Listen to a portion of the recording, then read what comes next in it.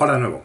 Vamos a empezar en esta sesión con el siguiente tema, que está dedicado a la geometría diferencial, y en que esencialmente lo que vamos a intentar es introducir un nuevo concepto de integración, que son las integrales a lo largo de líneas y a lo largo de superficie, que por una parte son integrales de importante interés en física, puesto que representan conceptos como el trabajo o el flujo a través de superficie, que luego veremos un poco más adelante, y luego además son parte básica en los resultados que vamos a ver en el tema siguiente, que son los teoremas clásicos del análisis vectorial. Para poder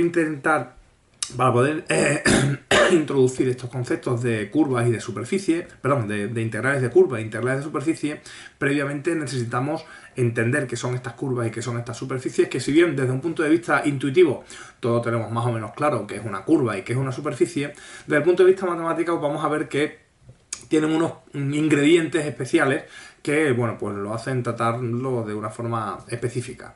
De hecho, este tema se titula geometría diferencial porque vamos a tratar con estos objetos geométricos, las curvas y las superficies básicamente, pero desde una óptica en la que el uso de derivadas, de ahí lo de diferencial, es fundamental.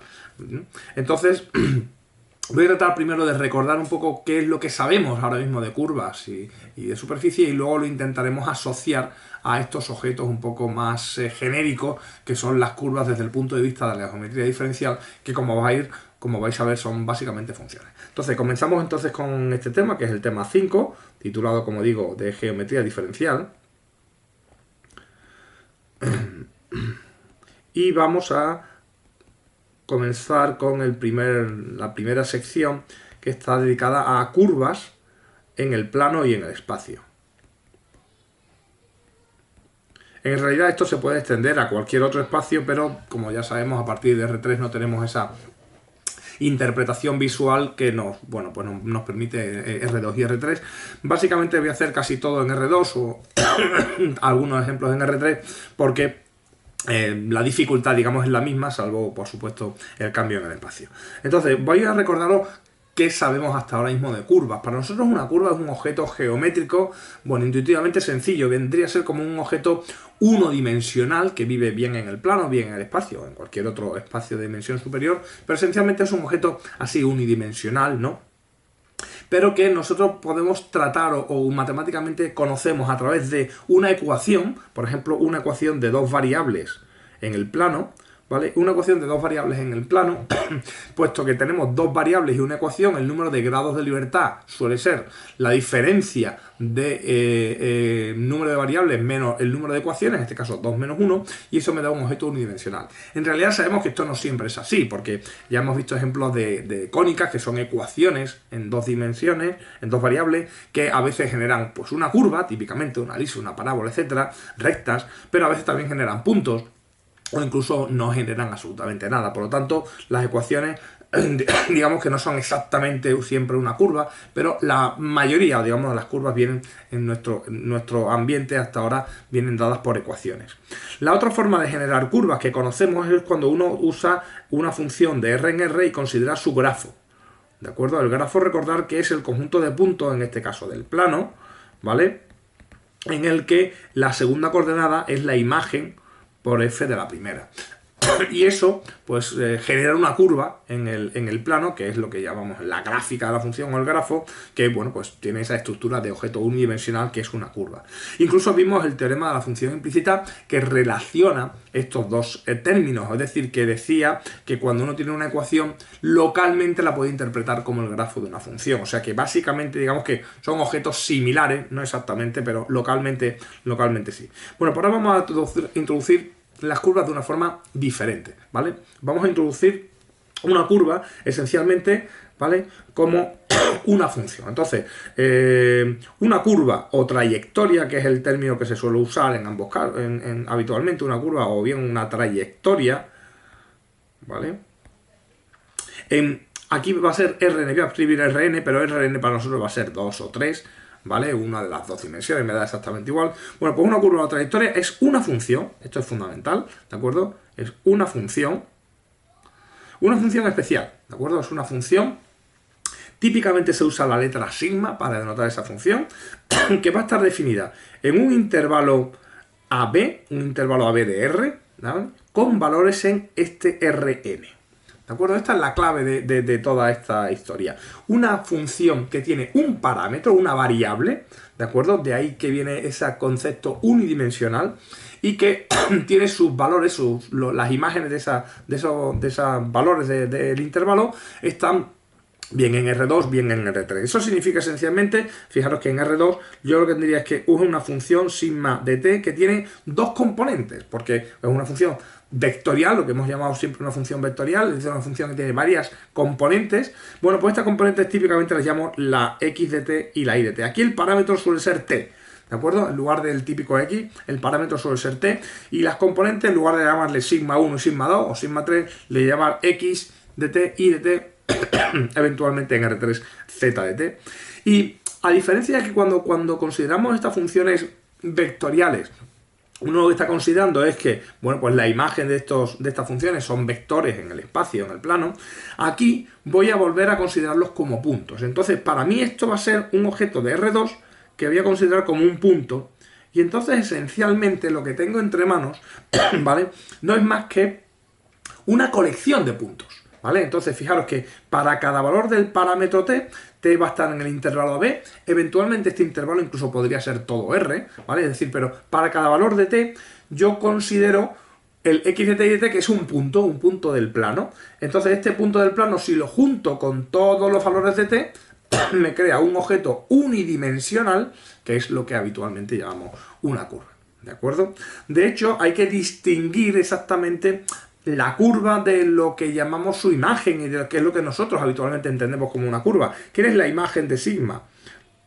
La imagen de sigma es básicamente lo que llamamos sigma del intervalo AB. ¿Esto qué es? Esto es el conjunto de puntos sigma de t cuando t está en AB. Es decir, si uno colecciona para todos los valores del intervalo que estoy generando, colecciona todos esos puntos, los junta y los pone como un conjunto, esto que está viendo es lo que nosotros habitualmente visualizamos como una curva. Es el conjunto de puntos del plano que tiene una estructura unidimensional que nosotros vamos a identificar como una curva.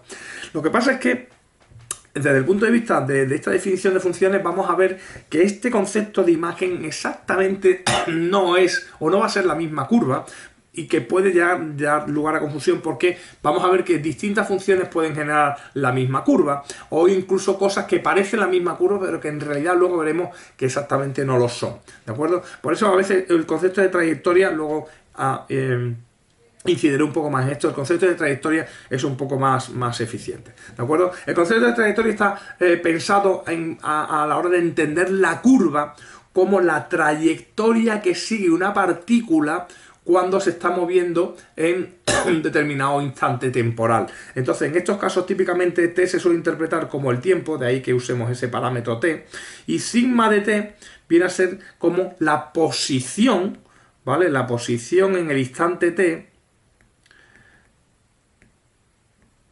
de una partícula que está recorriendo un camino que genera esencialmente una curva. Es decir, la partícula se está moviendo y el rastro que deja, ese rastro que deja es lo que nosotros interpretamos como una curva, ¿vale? Cuando vemos todo el rastro, hemos visto toda la curva que estamos describiendo, ¿eh? O sea, son conceptos intuitivos, ¿eh? Pero en cualquier caso, para nosotros la curva va a ser una función. De ahí, por ejemplo, que se hable de curvas diferenciables, ¿vale? Curvas diferenciables cuando la función, esta sigma, es una función diferenciable en el término habitual que conocemos, ¿de acuerdo? Una curva diferenciable es si sigma es una función diferenciable.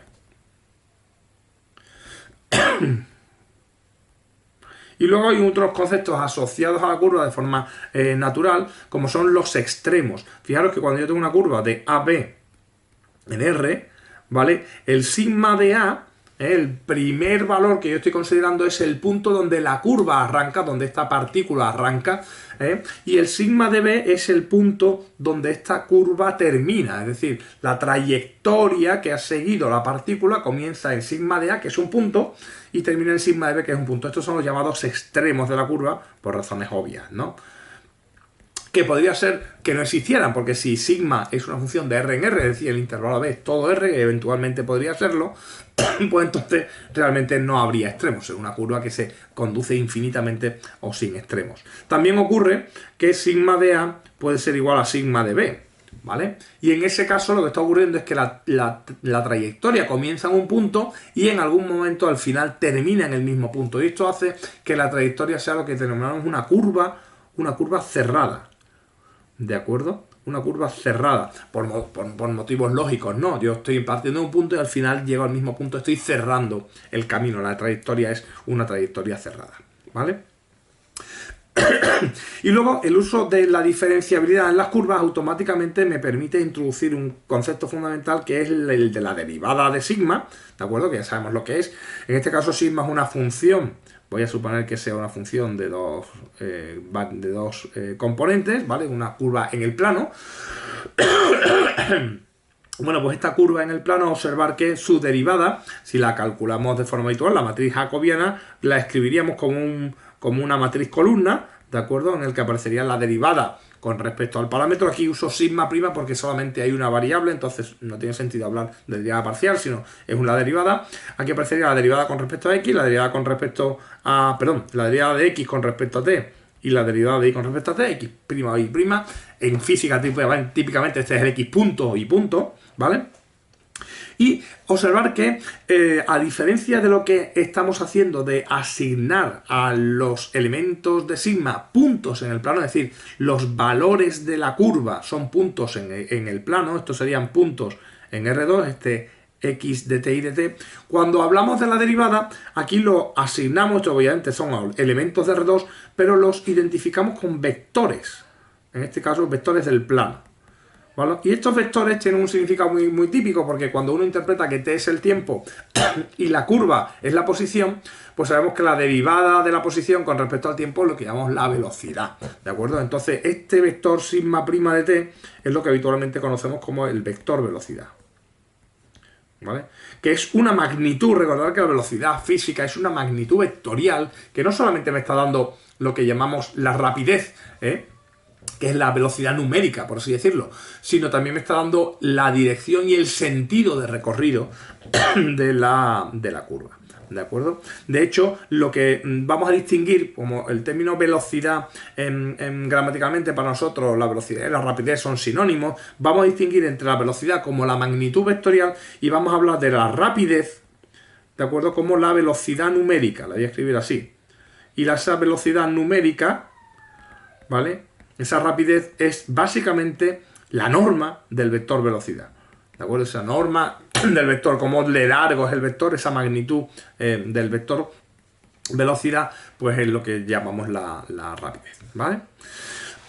Bueno, para entender muy bien todos estos conceptos vamos a ver una serie de ejemplos que yo creo que van a ser bastante ilustrativos en todo esto. Entonces vamos a comenzar viendo un ejemplo muy sencillo de una de estas funciones. Voy a definir, este va a ser el ejemplo 1, voy a definir, por ejemplo, la curva sigma de t es menos 1 más t, menos 1 más t, perdón, 1 menos t, menos 1 más t, con t en r. ¿Vale? Aquí no voy a definir una curva en un intervalo, voy a definir para todos los valores de r. Y vamos a ver un poco cómo podríamos entender este tipo de objetos que, bueno, aparentemente pueden ser un poco complicados, pero luego veremos que usamos cosas relativamente más sencillas. Bien, esencialmente esto es una colección de puntos para cada valor de t. Yo estoy generando puntos aquí. Esto es una colección de puntos que yo puedo, digamos, investigar pues probando algunos de estos puntos. Entonces, por ejemplo, voy a coger sigma de 0. Sigma de 0 vale pues 1 menos 0, que es 1, menos 1 más 0, que es menos 1. Sigma de 0 es un punto, ¿vale? Que en este caso sería el de coordenadas 1, menos 1. Ahí lo que tengo localizado es un punto que sería, si quiero pensar en t como instantes temporales, pues sería la curva en el punto 0, en el instante temporal 0. Lo que pasa es que esto es una curva que viene desde el pasado remoto, desde menos infinito, hasta el futuro remoto, hasta el más infinito, ¿vale? Pero voy a dar unos cuantos puntos más, ¿de acuerdo? Sigma de 1. ¿Cuánto vale sigma de 1? Pues aquí sería 1 menos 1, que es 0, y menos 1 más... sí, 1 menos 1 que es 0, y menos 1 más 1 que es 0 también. Por lo tanto, aquí me sale el punto 0. ¿De acuerdo? Sigma de 1 es 0. Puedo dar algún punto más, por ejemplo el sigma de 2. Sigma de 2 aquí sería 1 menos 2, que sería menos 1. Menos 1 más 2, que sería 1. Me sale el punto menos 1, 1. Sería un punto por aquí. ¿De acuerdo? Vemos que la curva va evolucionando. Aquí, bueno, pues estaremos viendo intervalos temporales de 1 en 1. Pero lógicamente para valores intermedios, pues la curva aparentemente va evolucionando, y no es muy difícil ver que esta curva esencialmente lo que hace es recorrer, ¿vale?, una recta que hace así. ¿De acuerdo? Recorrer una recta que hace eso. ¿Por qué sé que es una recta? ¿Cómo se puede ver eso? Aquí podemos pensar de dos formas muy simples. Esto es una función lineal, ¿de acuerdo? Una función lineal y lógicamente una función lineal genera un objeto lineal que es una recta, pero la forma más sencilla de esto, fijaros, es asociar a la componente primera x y a la componente segunda y, ¿vale? Es decir, x es 1 menos t, y es igual a menos 1 más t.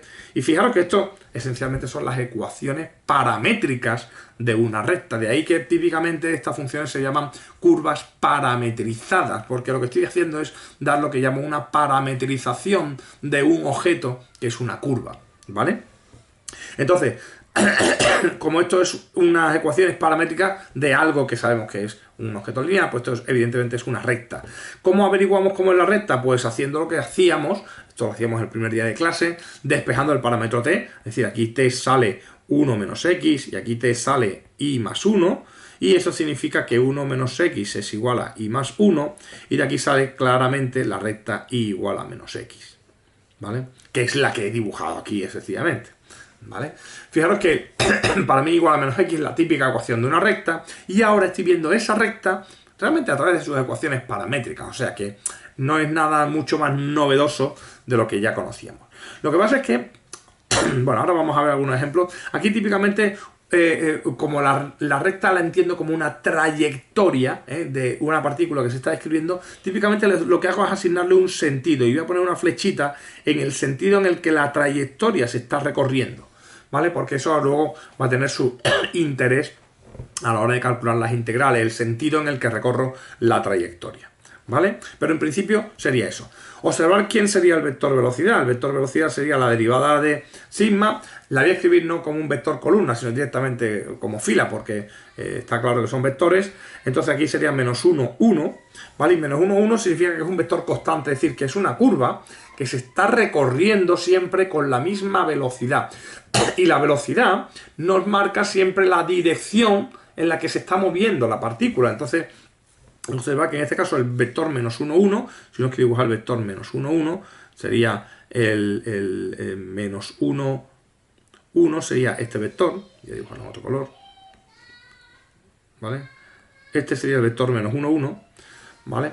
Que me está diciendo que la partícula se está moviendo en esa dirección. Claro, me estoy moviendo en una recta, lógicamente una recta siempre sigo la misma dirección. Y además lo hago de forma constante, porque la velocidad es siempre la misma, en este caso es la raíz de 2. O sea, estoy recorriendo la curva con velocidad raíz de 2, ¿vale? Bien, vamos a ver un segundo ejemplo, que, bueno, pues es bastante parecido, que es esa curva que tengo ahí, ¿vale? Inicialmente uno podría hacer lo mismo, que es empezar a dar valores numéricos aquí, para sigma de 0, sigma de 1, y ver un poco lo que pasa, pero otra vez igual, fijaros que básicamente aquí lo que tengo es un objeto lineal, y entonces puedo hacer esta asociación de x igual a 2t igual a menos 2t, y aquí es evidente, ¿de acuerdo? Otra vez que y es igual a menos x, por lo tanto estoy recorriendo, fijaros, la misma curva, ¿vale? Estoy recorriendo la misma recta, y igual a menos x. Lo que pasa es que estoy recorriendo de forma distinta. Fijaros que en el intervalo, perdón, que en el instante 0, en este caso la curva ahora es 0, 0. Antes, en el instante 0, la curva estaba en otro punto. Es decir, la estoy recorriendo de una forma diferente, en instantes distintos diferentes, e incluso a velocidades diferentes. Si yo miro aquí la derivada sale 2 menos 2, que lógicamente es el mismo vector de antes, ¿vale? El mismo vector de antes. El 2 menos 2 sería este vector ahora de aquí, pero que fijaros que me marca una dirección diferente. Es decir, que esta curva la estoy recorriendo. Si miro aquí cuánto vale el sigma de 1, lo podemos ver bien. El sigma de 1 vale 2 menos 2, ¿vale? Que es este. Entonces resulta que la curva ahora la recorro desde aquí hasta allá, la recorro en este sentido, la velocidad es esta, y observar que la rapidez ha cambiado, ¿vale? El sigma prima de t, en este caso vale la raíz de 4, 2 más 2, 4, que es 2. O sea que estoy recorriéndola a más velocidad de lo que lo hacía antes. Básicamente es la misma curva, pero está recorrida de forma distinta. Fijaros que desde el punto de vista de funciones son funciones distintas, ¿vale? Pero están describiendo la misma curva. Luego veremos si realmente a efectos prácticos, digamos, a efectos de uso, para nosotros esta curva es o no la misma curva de antes. Que luego veremos que sí. Pero ahora vemos algunos ejemplos en los que hay que tener un poco de cuidado porque el dibujo puede ser engañoso, ¿vale? Pero en principio, bueno, estos son objetos sencillos. Como veis, la forma de escribirlos es relativamente sencilla, ¿eh? Vamos con un siguiente ejemplo, que sería pues la curva siguiente, sigma de t igual a coseno de t, seno de t. Una curva aparentemente más compleja. Aquí voy a darle valores de t entre 0 y 2pi. Pero en la que, bueno, no vamos a hartar de verla porque es posiblemente la que más vamos a usar en todo lo que queda de curso. ¿Qué curva es esta? Claro, aquí uno podría empezar a dar valores también. Aquí sí que tengo un intervalo. Fijaros que las curvas en los dos ejemplos anteriores, aquí no definí el intervalo, pero también estaba pensando para t en r. Las curvas en los dos ejemplos anteriores no tienen extremos porque recorren todo el espacio temporal. De hecho, la curva pues es toda la recta infinita, ¿vale?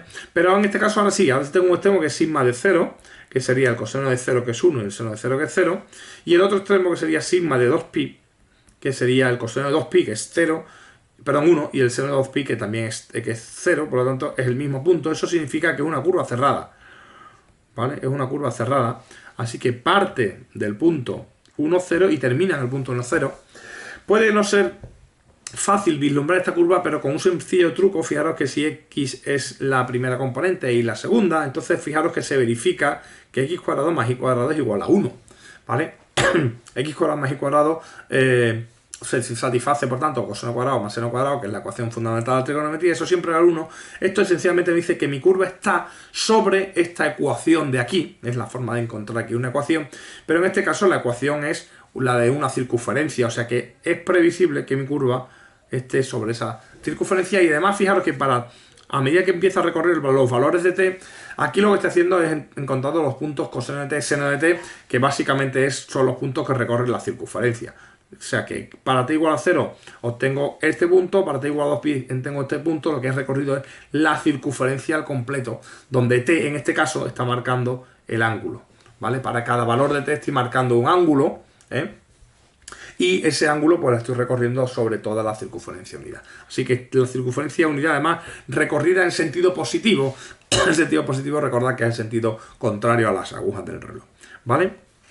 Su velocidad, ¿vale? Sigma prima de t, aquí la podemos ver, y aquí sería simplemente el menos seno de t, coseno de t, ¿vale? Fijaros que su velocidad es siempre un vector que es relativamente fácil de interpretar, porque fijaros que si por el momento, en lugar de pensar el coseno de t, sigma de t, perdón, el coseno de t, sigma de t como puntos, lo pienso como vectores, ¿vale?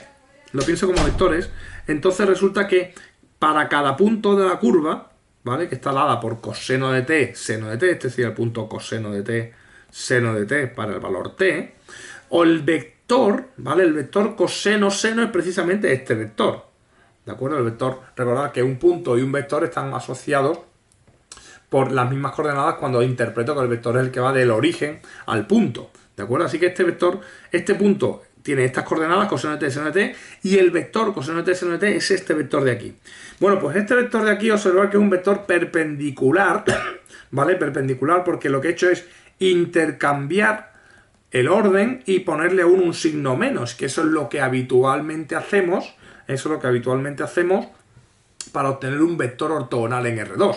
Si yo tengo un vector AB, el vector B menos A o menos BA son vectores perpendiculares. En concreto, este menos coseno seno, ¿vale? Es un vector perpendicular, y además un vector perpendicular en el que al cambiar el signo en la primera componente, lo que hago es hacerlo hacia la izquierda, ¿de acuerdo? Por lo tanto, me sale este vector de aquí, que sería el vector velocidad en este punto. En este otro punto pasaría lo mismo. Tengo el vector que me da el punto y el vector ortogonal, puesto que son siempre así. Por lo tanto, digamos que la trayectoria es siempre ortogonal a la velocidad, y esencialmente lo que me está diciendo es que se está recorriendo de esa forma, ¿de acuerdo? Están recorriendo de esa forma. Entonces, las velocidades en cada uno de los puntos son siempre vectores perpendiculares a la trayectoria, perpendicular a la trayectoria.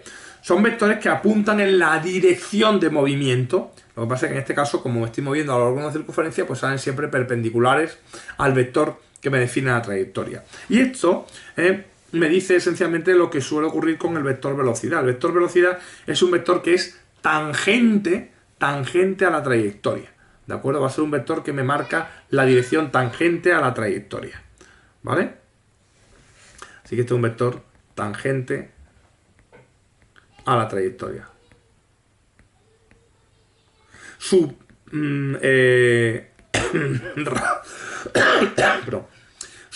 rapidez, ¿vale? Su rapidez es directamente pues la norma de este vector, que sería la suma de las componentes al cuadrado, que vuelve a ser seno cuadrado más coseno cuadrado, que es 1 a la raíz 1. Es decir, se está recorriendo con velocidad constante. Esta es la circunferencia unidad recorrida con velocidad constante.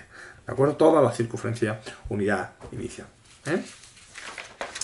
Bien, pues vamos a ver algunas variantes de esto, que es lo que nos va a dar bastante juego. Voy a considerar ahora otra curva, que va a ser la siguiente. Esto es el coseno de 2t y el seno de 2t. En este caso para t entre 0 y pi, perdón. Entre 0 y pi nada más. ¿Vale? Vuelve a ser una curva que, si observáis, sigma de 0 vale otra vez el punto 1, 0, porque el coseno de 0 y el seno de 0 son estos. Y sigma de pi, ¿vale? Sigma de pi en este caso es el coseno de 2pi, que vuelve a ser coseno de 0, que es 1. Y seno de 2pi, que también vuelve a ser el seno de 0, que es el 0 también. Y por tanto, fijaros que parte del mismo sitio y termina en el mismo sitio, así que vuelve a ser una curva cerrada, en este caso, ¿vale? La ecuación que verifica si aquí hago x y aquí hago y pasa exactamente igual que antes, porque x al cuadrado y y al cuadrado más y al cuadrado siempre valen 1, porque es el coseno cuadrado de lo que sea más el seno cuadrado de eso mismo siempre vale 1. Por tanto, volvemos a estar sobre la circunferencia unidad. ¿Pero qué ha pasado aquí? Bueno, lo que ha pasado esencialmente es que, fijaros que para cada valor de t, antes, si os miráis en el ejemplo anterior y miráis términos intermedios, por ejemplo, para t igual a 0 salía este punto, para t igual a pi medio va a salir este, para t igual a pi sale este, para t igual a 3 pi medio sale este. Sin embargo, en este caso de aquí, fijaros que para t igual a pi cuartos, ¿vale? Para t igual a pi cuartos, ya estoy en el punto coseno de pi medio, seno de pi medio, que sería este. Para t igual a pi medios, ¿vale? Fijaros que ya estoy aquí en el coseno de 2 pi medio, que es coseno de pi, seno de pi. Para t igual a 3 pi cuartos, ya estoy aquí. Es decir, es la misma curva, pero se está recorriendo con mayor velocidad. Esto es algo que podéis comprobar fácilmente viendo la derivada una vez más. Ahora la derivada sale 2 menos 2 seno de 2t y 2 coseno de 2t, que fijaros que básicamente es, otra vez, el seno de 2t, coseno de 2t se refiere a cada uno de los puntos, pero aquí tengo multiplicado por un 2, es decir, este vector lo estoy haciendo el doble de largo, y eso significa que voy mucho más rápido. La velocidad la podéis comprobar fácilmente, que será pues 2. Esto sería la raíz cuadrada de 4 seno cuadrado de 2t más 4 coseno cuadrado de 2t, que os sale claramente la raíz de 4, que es 2. Es decir, la estoy recorriendo a doble velocidad. Claro, por eso tardo la mitad de tiempo en hacer lo mismo. La integral, la curva recorrida entre 0 y pi es la misma curva que antes, lo que pasa es que al recorrerla al doble de rápido, pues tardo exactamente eso, la mitad de tiempo, ¿vale? Entonces, a efectos visuales, nosotros estamos viendo exactamente la misma curva. Desde el punto de vista de función, son dos funciones distintas. Luego veremos, repito, qué relación hay entre una y otra, ¿vale? Porque para nosotros esto va a ser esencialmente la misma curva. Voy a ver una variante más interesante, que sería la siguiente. Esto sería el coseno de 2t y el seno de 2t, con t ahora entre 0 y 2pi. Es casi la misma curva de antes, pero fijaros que ha cambiado el intervalo en el que la estoy usando. Ahora t varía entre 0 y 2pi. Si miramos otra vez el punto inicial de la curva y el punto final de la curva son el mismo, o sea que vuelve a ser cerrada una vez más. Otra vez estamos sobre la circunferencia unidad, son las mismas funciones, hacen lo mismo, ¿vale? Pero ¿qué está pasando ahora? ¿Qué diferencia hay entre esta curva y la anterior? Bueno, pues observar que la diferencia es un poco sutil, y es que entre 0 y pi antes dábamos la vuelta entera a la circunferencia, pero ahora tengo más tiempo, un más intervalo de tiempo, que entre pi y 2pi vuelve a pasar otra vez lo mismo. Por lo que esencialmente es la misma curva, pero recorrida dos veces. ¿De acuerdo? O sea que esta curva es la circunferencia unidad recorrida 2 veces.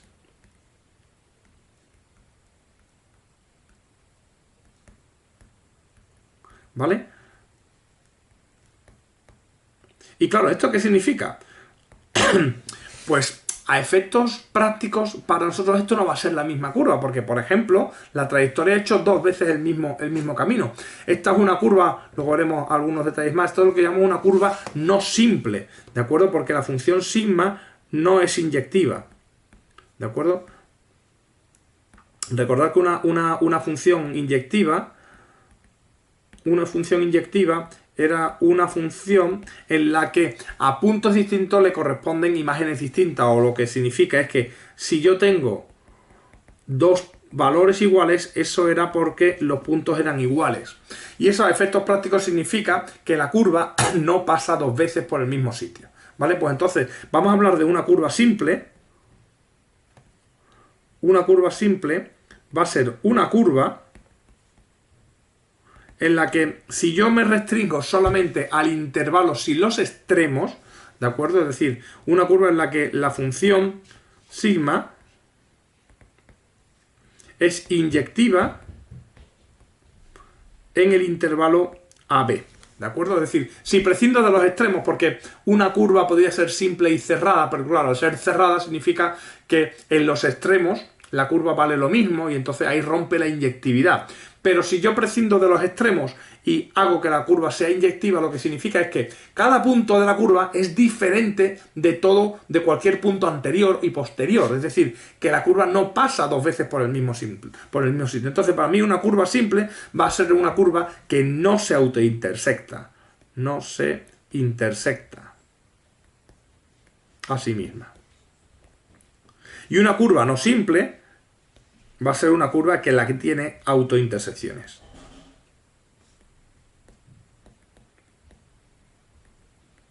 El ejemplo típico de curva simple sería, por ejemplo, una curva así, una curva cerrada y simple, o una curva así sería una curva abierta y simple. Y esto típicamente sería un ejemplo de una curva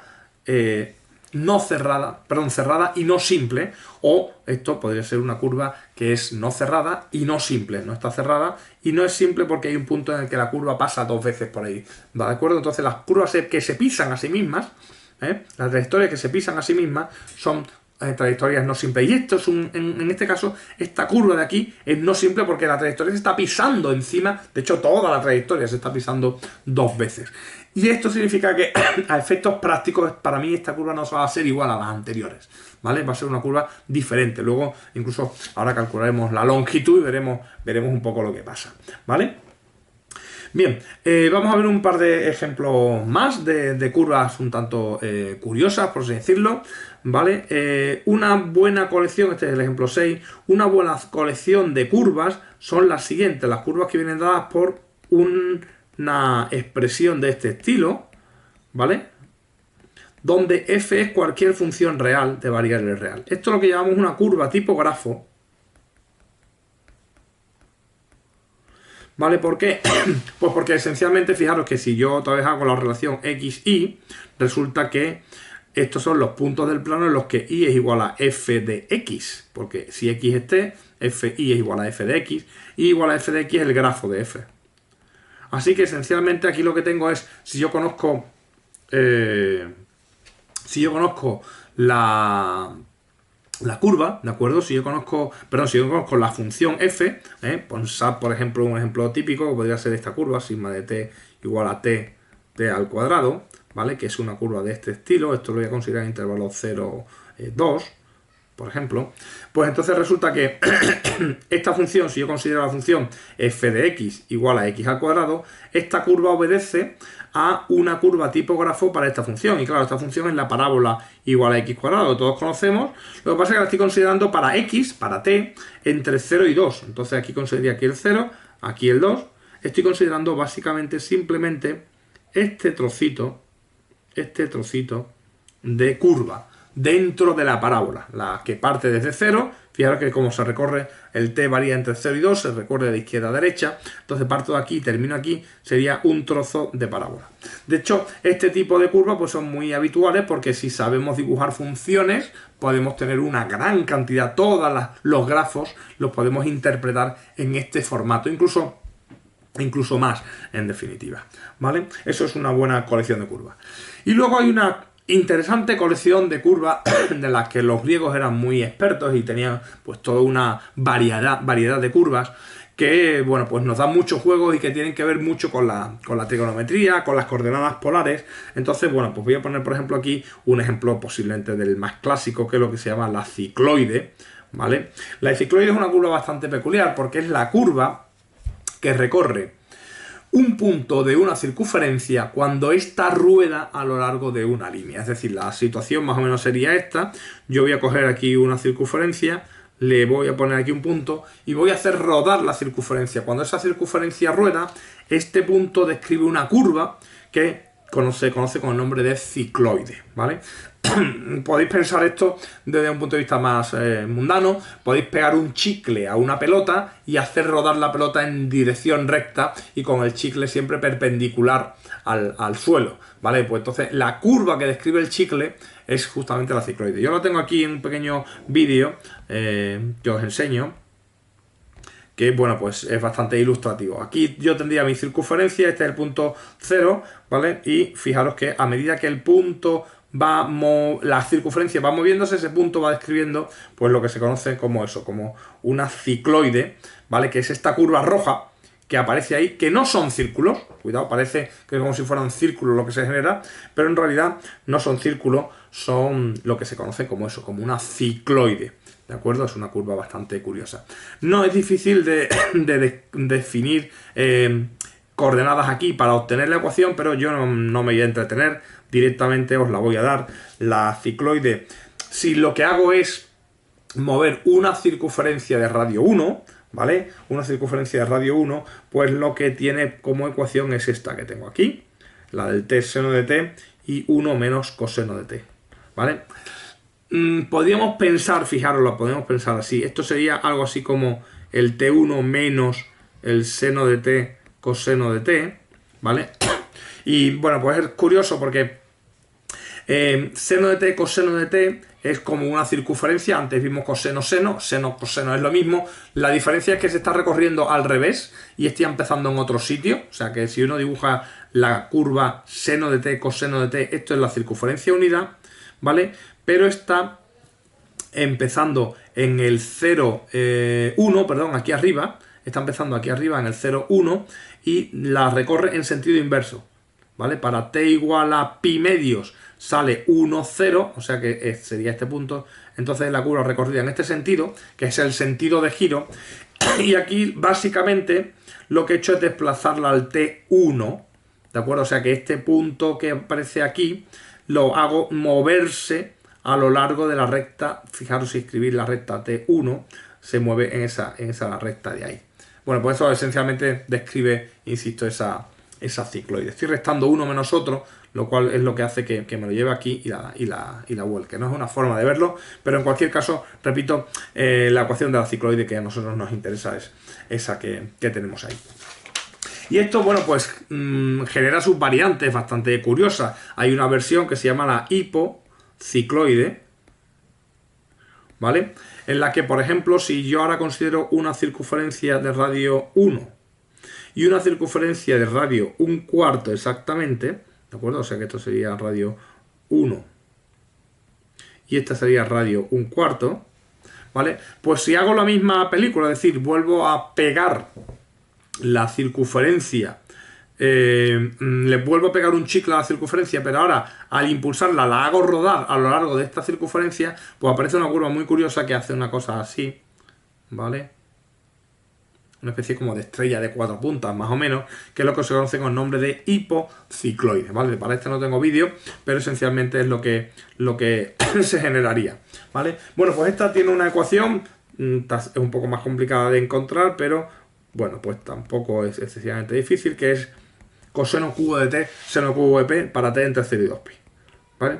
Bueno, antes no lo dije, para la cicloide para t entre 0 y 2pi da hace un arco, ¿vale? Si yo quiero más arco, tendría que aumentar para t entre 0 y 4pi. Por ejemplo, el vídeo que vimos antes era para t entre 0 y 4pi, ¿vale? Bueno, para el hipocicloide, en este caso, para t entre 0 y 2pi, y esta relación de una circunferencia de radio 1/4 es justamente esta, y hace precisamente eso. Si subiéramos el intervalo, pues lo que haría es volverse a recorrer la misma. Y aquí ya se puede jugar, porque si uno cambia los radios de la circunferencia, pues genera toda una variedad de curvas bastante curiosas. No sé si conocéis los epígrafos, esto, que son los juguetitos estos para que los niños dibujen curvas de este estilo, que significa rodar una circunferencia sobre otra, ¿vale? Esta curva es curiosa. Fijaros, voy a calcular su velocidad porque tiene algo interesante. Su velocidad es sencilla de calcular. Esto sería la derivada de coseno cubo, sería 3 coseno cuadrado de 3 por la derivada del coseno, que es el menos seno.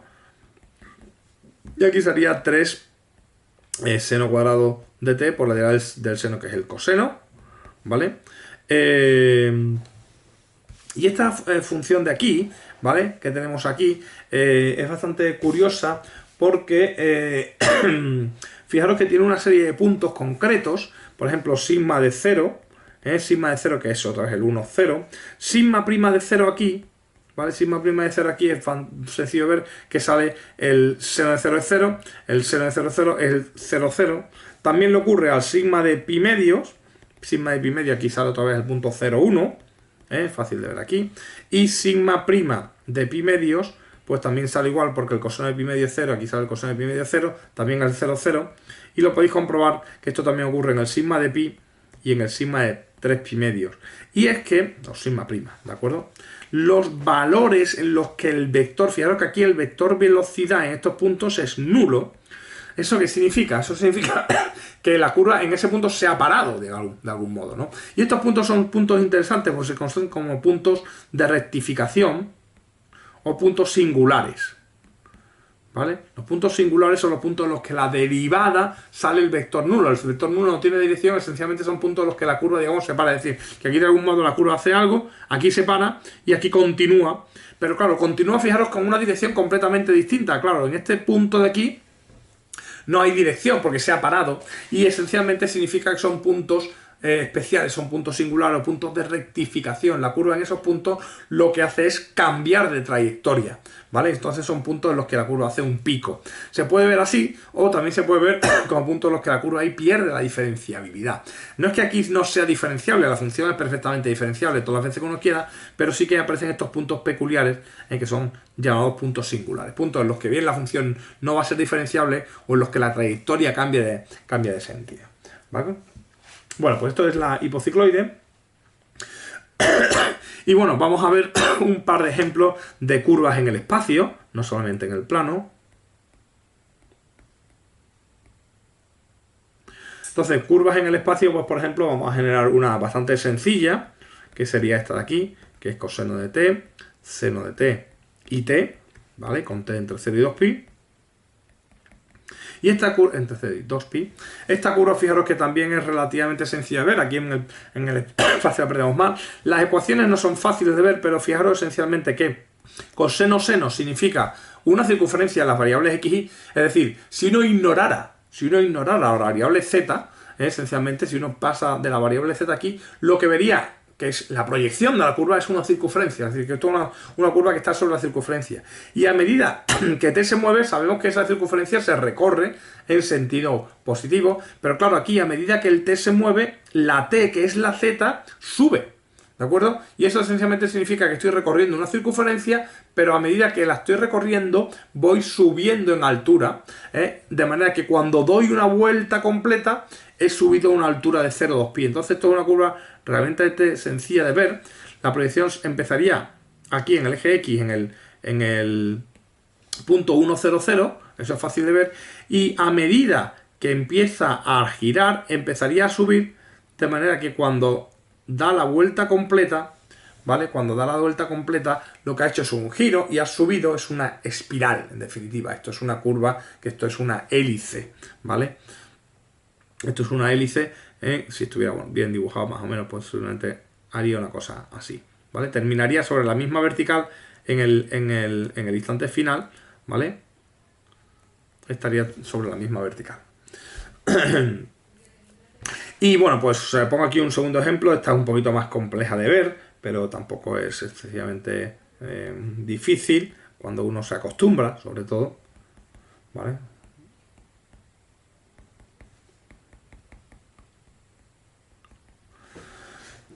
Esta curva aquí, sigma de t, que sería coseno de t, raíz de 2 partido por 2 seno de t y raíz de 2 partido por 2 seno de t. Esta curva, fijaros que es relativamente sencillo ver que verifica que x al cuadrado, x cuadrado, si esto es x, esto es y esto es z, no es difícil de comprobar que esto vale justamente 1, ¿vale? Eso significa que está sobre la esfera unidad. Fijaros, esto no es ya una ecuación de una curva, esto es una ecuación de una superficie. Entonces esa curva está sobre una esfera unidad, pero además es que c y es igual a z siempre, ¿vale? Entonces eso significa que estoy sobre la esfera unidad y sobre el plano es igual a z. Y claro, pues si estoy sobre la esfera unidad y sobre el plano es igual a z, plano igual a z sería esta, esencialmente estoy escribiendo pues un círculo que está sobre esa esfera, o sea que es el corte del plano con la superficie esférica, me da esta curva que sería pues una circunferencia, pero en este caso en el espacio, ¿de acuerdo? La que se estaría generando ahí, ¿vale? Bueno, pues eso es todo por la sesión de hoy.